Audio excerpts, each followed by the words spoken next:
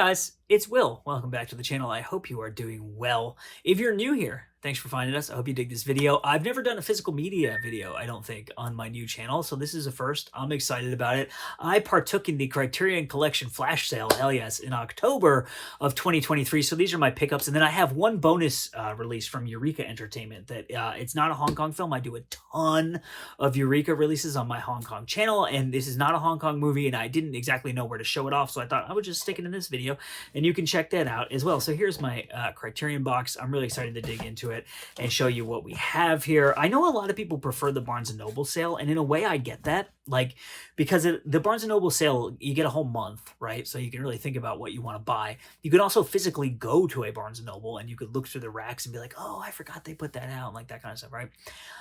I'm kind of a nerd about the Criterion website. Well, okay, first of all, I have to say, huge shout out to my brother-in-law, sister-in-law, and my niece, because for my birthday this year, they got me a very generous Criterion gift card. So that was what I used to buy these releases. And people throughout the years, historically, a lot of people give me Criterion gift cards because they know I love the Criterion Collection. Like, it really is like my favorite label, and I really geek out about it. And like, they have so many amazing films from, like, I mean, Fellini and Kurosawa are two of my all-time favorite filmmakers, and I think I have 26 Kurosawa movies from the Criterion Collection, and I think I have 15. I have the Fellini box set that they put out, plus I have their standalone editions of La Dolce Vita, 8.5, Satyricon, I think, Amarcord. So I have like a lot of films from those guys. But what this is gonna sound super nerdy. What I like to do on the Criterion Collection website is like filter it by country.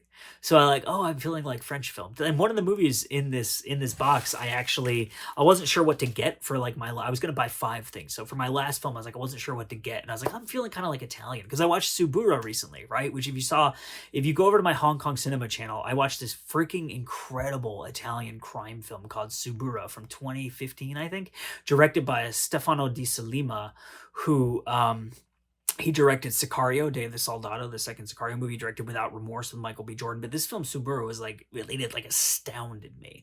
And like I said, Fellini is probably my favorite filmmaker. He's on my Mount Rushmore for sure. So I was like, I feel like something Italian. I filtered by Italy. And I was like, oh, that movie, awesome. So anyway, so I really like doing the Criterion sales, not only because of the gift cards, but I'm a nerd about their website. And I like being like, oh, I'm feeling like a French film today. Let's filter it by French films. So let's get into what I actually got instead of me just rabbiting on about, Okay, so first we have The Piano, classic Jane Campion film starring Holly Hunter, and Sam Neill is in this film, and Harvey Keitel is in this film. And I think this is the 30th anniversary. Yeah, this movie came out in 1993. It's 2 hours long. I saw this film in a film studies class when I was an undergrad. At the University of Massachusetts. Shout out to the University of Massachusetts, Slamhurst, Zoomass Slamhurst, as people like to call it. I was in my dorm room watching movies, not partaking in the sports-based riots when the Red Sox won the Super Bowl and the Patriots. Wait, hold on. The Red Sox won the World Series. The Patriots won the Super Bowl. There were 3 riots when I was at UMass. 2004, when the Sox won the series, that was a really amazing time to be living in Massachusetts. Even though I didn't go and burn furniture and throw things out of windows, it was still really exciting. And then I think the Patriots won 2 Super Bowls when I was at UMass, so riots as well. I was in my dorm room watching movies like The Piano. This is just a really beautiful, surreal, incredible film that's very unique and a little bit strange. And if you like Terrence Malick, I think you'll really like that movie.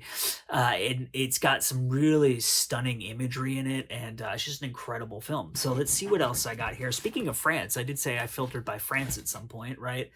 Hotel du Nord by Marcel Carnet. And I don't speak French, so I'm not pronouncing that correctly, but I am a huge Francophile, and I'm a huge fan of French cinema. This movie came out in 1938. Hell yeah, old school, baby. And I think it's a film noir. So okay, so here we go. Anguished young lovers, fallen women, wanted criminals, and all manner of social cast-offs. They are the disreputable denizens of the Hotel du Nord, an atmospherically seedy boarding house on the bustling banks of the Canal Saint-Martin in Paris, whose lives collide in Marcel Carnet's bittersweet rhapsody of romance, betrayal, revelry, and violence. I've never seen this film, but Marcel Carnet made what is legitimately one of the best, probably like top 10, 20 films I've ever seen in my life. It's called Children of Paradise. It is also available from Criterion Collection. It's 3 hours long, came out in 1945. A friend of mine told me it was one of the best movies ever made, and a lot of times when people tell you that, you're like, "Is it really?" And then I saw it, and I was like, "Holy shit, this is one of the best, like, this is legitimately one of the best movies ever made." Francois Truffaut, who is another one of my favorite filmmakers, once famously said he would give up everything he had ever done if he could have directed Children of Paradise. It's about the French theater scene in the 19th century, but it was made during the Nazi occupation of France during World War II, and so you have this kind of undercurrent of, like, it's talking about the occupation. It's talking about the kind of the nature of France as a place, as a romantic notion, as a culture of its resistance to the Nazis. And it was actually from what I understand, the Nazis had a law where you couldn't release a movie that was longer than 90 minutes or something like that. And so they pretended it was two different movies, and they made the first half and then they made the second half and they released them separately, but it's one gigantic movie. So it's a really incredible film. And so I've seen other Marcel Carné films. I saw Gates of the Night, which I think is him, Port of Shadows. I think I've seen 3 films of his besides Children of Paradise, but I've read a lot about this film. I've never seen it. So when Criterion, this is a relatively recent, it's spine number, 2022. It's spine number 1139. For reference, if you keep track of these things, the piano is 1110, which also came out, 2022. Yes, they're both recently released. I've really wanted to see that film for quite a while, so I was excited to check it out. Let's see what else we have. Also French, The Baker's Wife, Marcel Pagnol. This film was released in 1930. Oh, these are both 1938? No shit, I didn't even realize that. It's 134 minutes long. And so Marcel Pagnol was the warmth and wit of celebrated playwright turned cinema auteur Marcel Pagnol shine in this enchanting slice of life comedy. So Pagnol wrote these, if I'm understanding this correctly, he wrote 3 plays called Fanny, Cesar, and I'm going to forget the name of the third one, Marius. I don't think that's the order they came out in.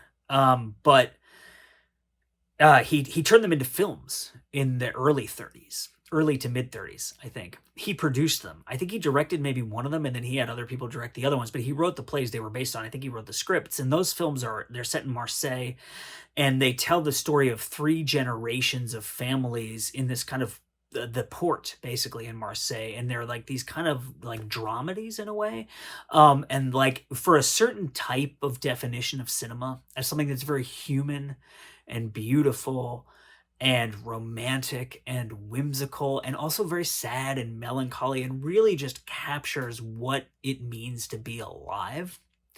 I think those are 3 of the best films I have ever seen in my life. I was astounded by how good those. I just saw them I think a year or 2 ago for the first time. The Criterion has released those as a trilogy, the Marseille trilogy, as one set where you get all 3 of the films and a big book and everything like that.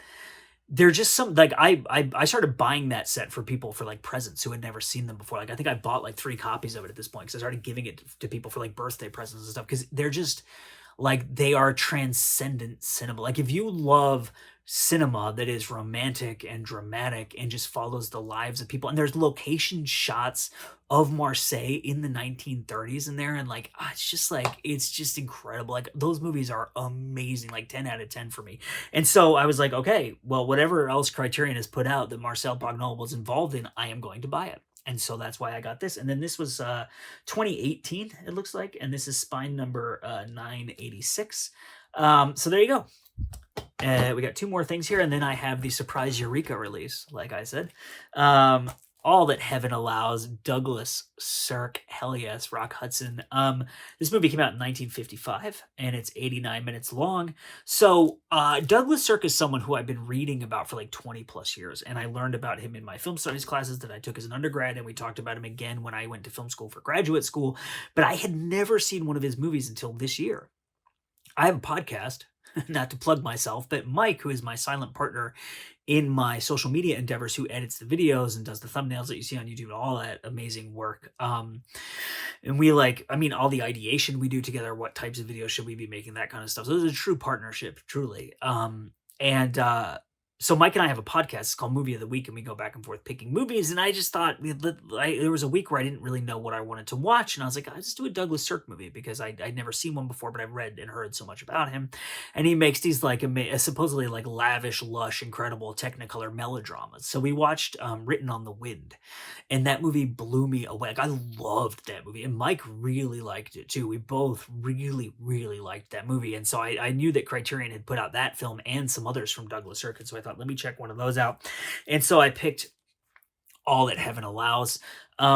This heartbreakingly beautiful indictment of 1950s American mores by Douglas Sirk follows the blossoming love between a well-off widow, played by Jane Wyman, and her handsome and earthy young gardener, played by Rock Hudson. So, yeah, I'm just really excited to check that out.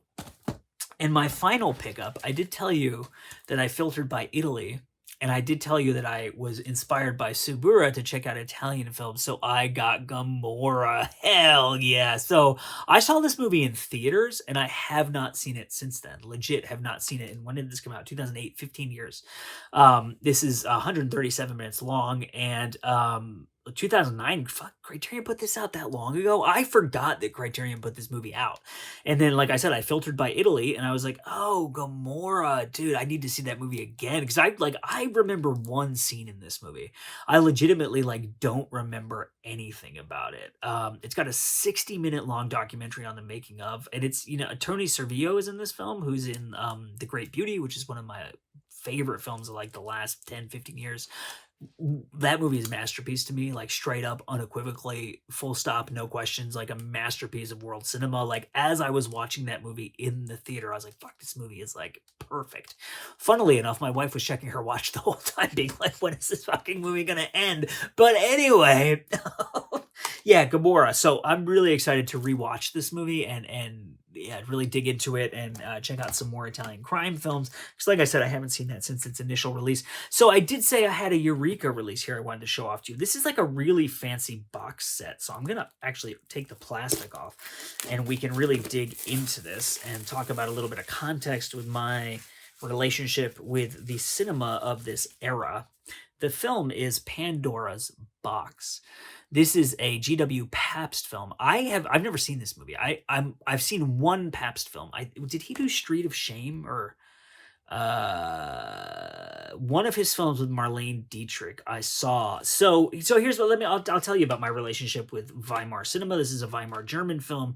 With the Weimar Republic existed in Germany between the two world wars. I believe this film was released in 1929. It's 133 minutes long. This is the limited edition Blu-ray box set, HD presentation on Blu-ray from a definitive 2K digital restoration by Deutsche Kinemathek.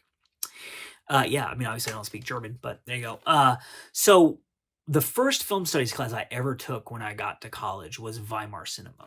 And we had an expert on German cinema at my university, at UMass, like I said, I mentioned earlier in this video. And UMass actually has, if I'm not mistaken, the largest library of East German films outside of the former Soviet Union. There's like this huge, I'd say huge relatively.